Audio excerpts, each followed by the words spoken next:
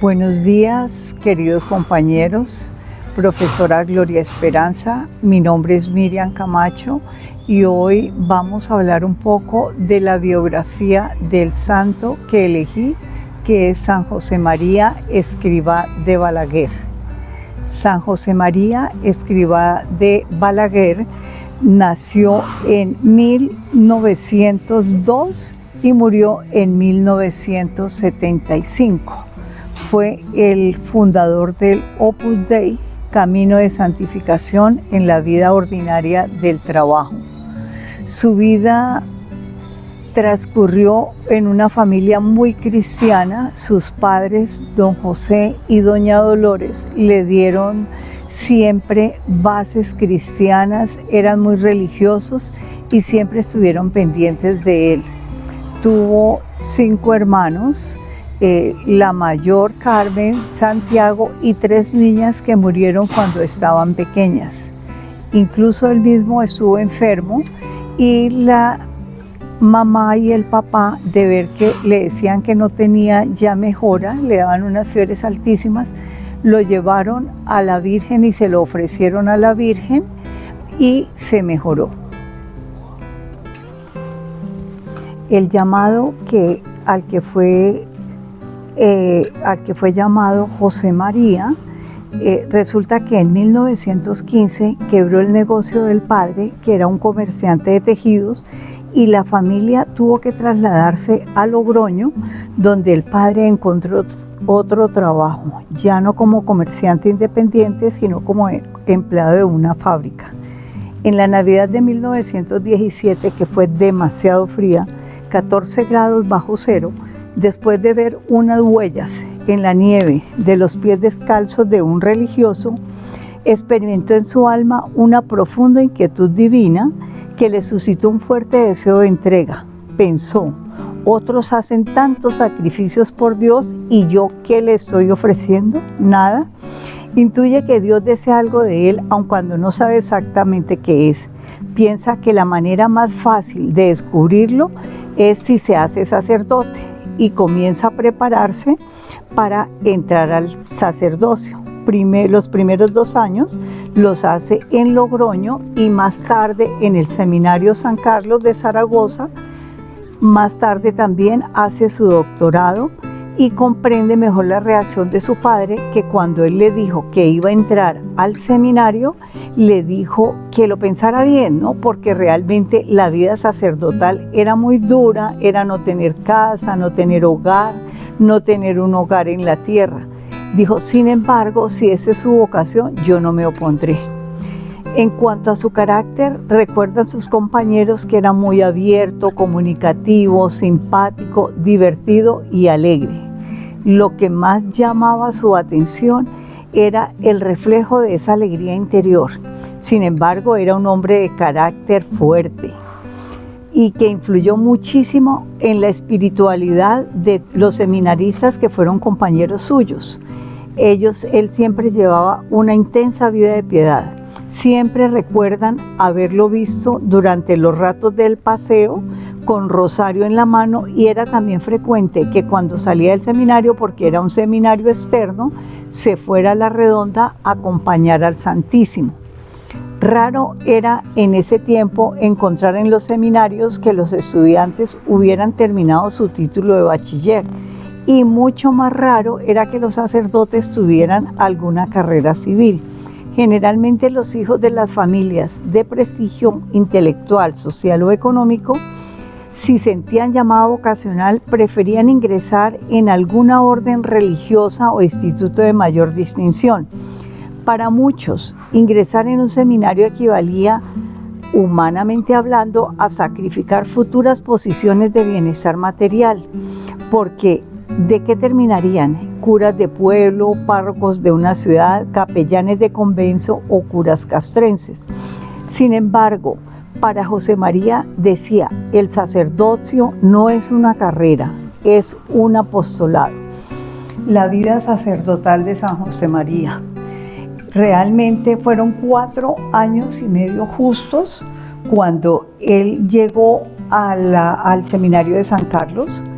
él recibió el presbiterado el 28 de marzo de 1925. Sin embargo, no todo fue color de rosa en el seminario, debido a que a él le pusieron un apodo que era Pijaito, que en catalanés significaba señoritingo. ¿Debido a qué?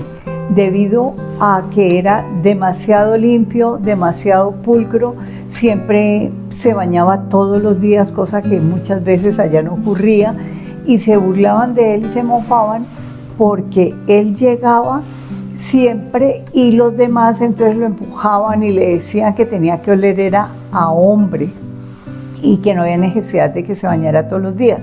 Sin embargo, a pesar de todos estos problemas que él tuvo, siguió con sus compañeros, los llevó precisamente a que ellos tuvieran mayor piedad, ¿cierto?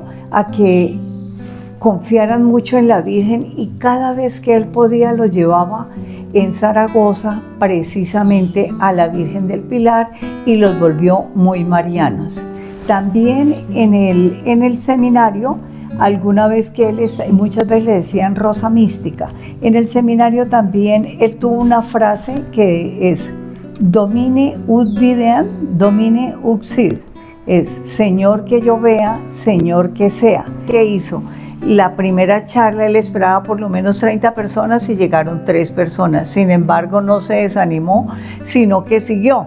Y los estudiantes que se quedaban allí en la casa que él creó, no solamente se dedicaban a estudiar, tenían que hacer arreglos, tenían que organizar la casa, tenían que hacer labores de casa.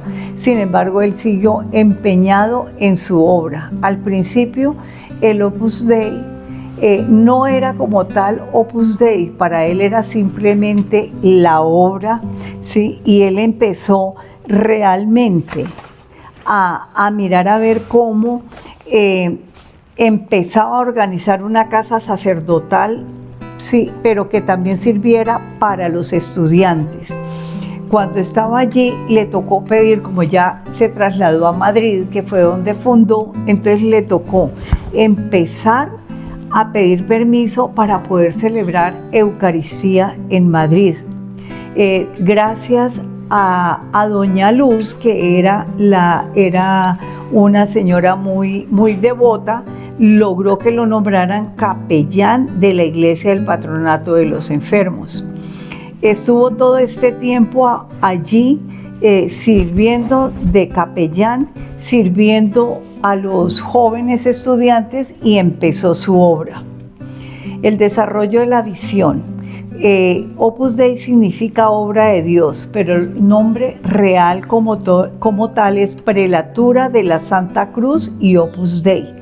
Fue una manera de iluminación espiritual que lo llevó a fundar el Opus Dei, una sociedad de sacerdotes y laicos con el objetivo de santificar la vida ordinaria a través del apostolado y del sacerdocio.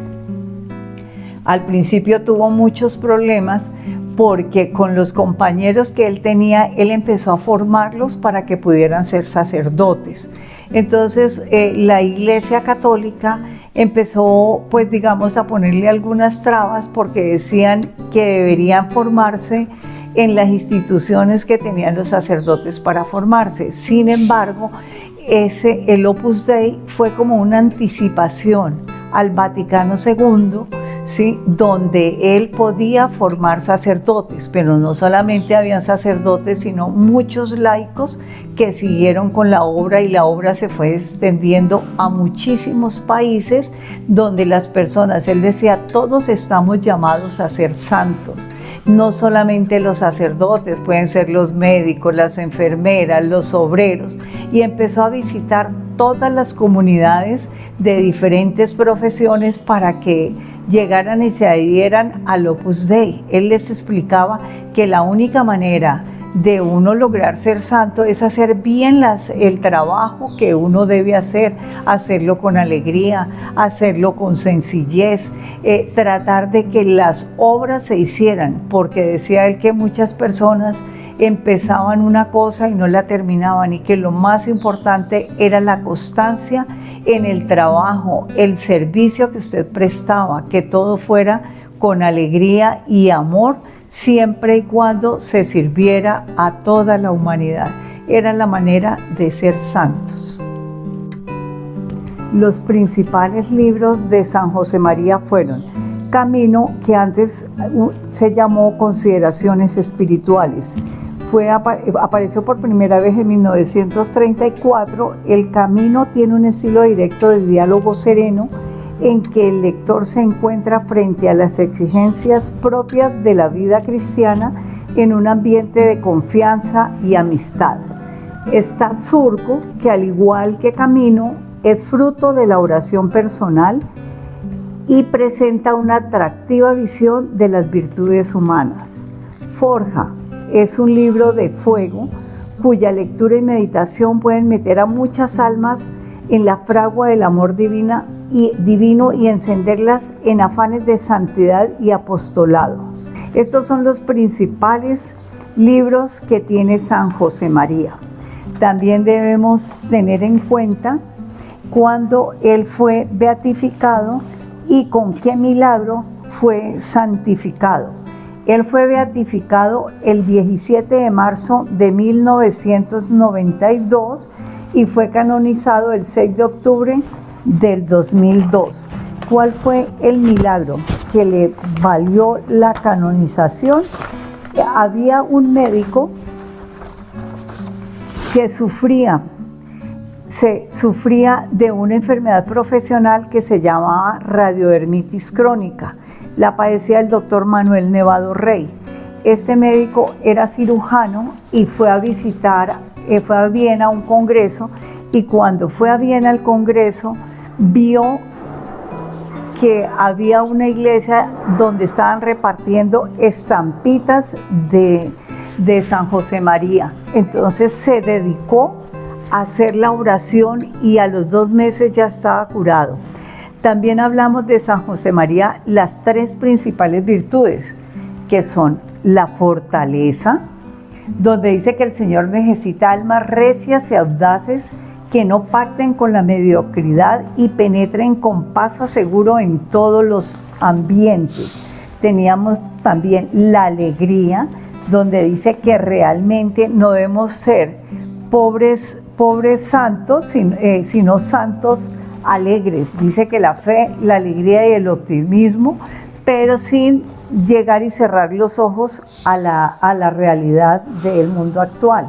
Y el trabajo. Él decía que el heroísmo del trabajo está en acabar cada tarea. Y terminamos en este momento con la oración. La oración de San José es: oh Dios, que por intermedio de la Santísima Virgen otorgaste a San José María, sacerdote, gracias innumerables, escogiéndolo como instrumento fidelísimo para fundar el Opus Dei, camino de santificación en el trabajo profesional y en el cumplimiento de los deberes ordinarios del cristiano. Haz que yo sepa también convertir todos los momentos y circunstancias de mi vida en ocasión de amarte y de servir con alegría y con sencillez a la Iglesia, al Romano Pontífice y a las almas, iluminando los caminos de la tierra con la luminaria de la fe y del amor.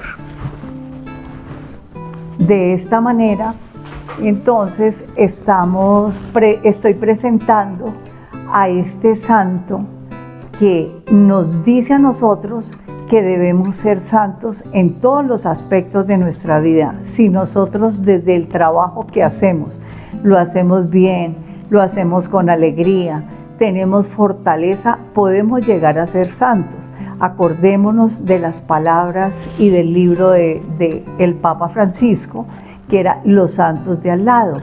No solamente para ser santos tenemos que tener una vida sobrenatural, podemos ser santos de diferentes maneras en la vida ordinaria de los cristianos.